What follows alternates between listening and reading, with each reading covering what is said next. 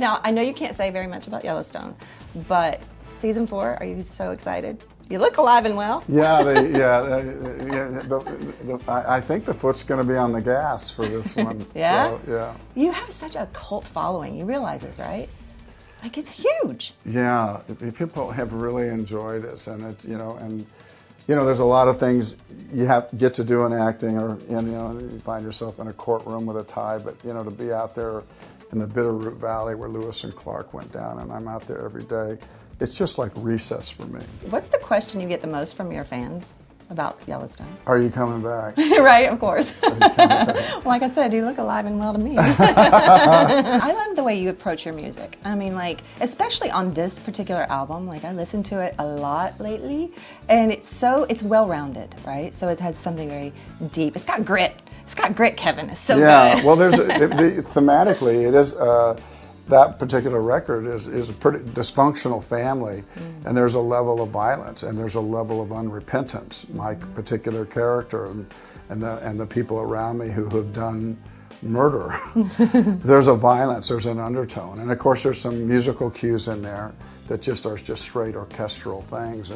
But we talk about Beth, and we talk about Casey and Rip in their own particular ways, and John Dutton, for that matter, talks about a wife that I don't even have a scene with, and it informs me about how to go to work. When I listen to that song before I can go on the set, I really realize that probably my family would be a lot better off if my wife was still alive.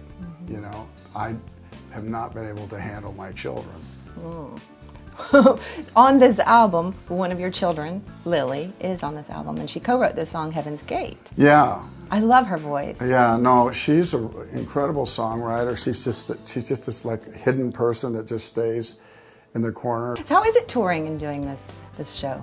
Do you like going from city to city? Yeah, we're going to do 13 shows. That's a lot for me to be away from home 16 days, but we're going to be playing almost every night and I love to play live. I mean, this band is the same band that you met a long, long time ago.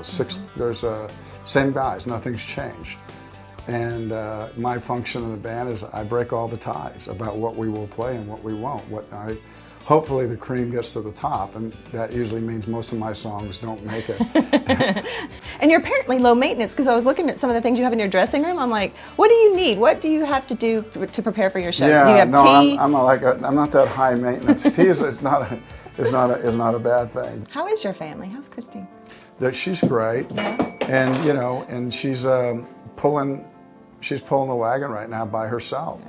We're with them being 11, 12, and 14, we're like Uber drivers. I mean, I see them coming and I'm going, because they have different schedules and they don't want to wait for each other. Yeah. If one's done at 4 and one's done at 5, we go, could you no, we want to go home.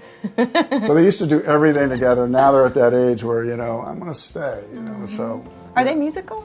Are they going to go into acting? No. Do you know yet? Grace could probably act, because she acts every night. She she tries to be the boss of me.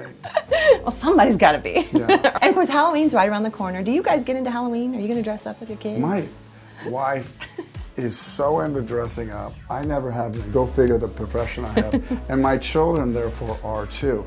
It's just not something I did when I was little. I was into mayhem. I was into eggs and tomatoes and finding a group of guys who had the same thing and would go to war. Awesome. And eventually maybe grab some candy or something like that.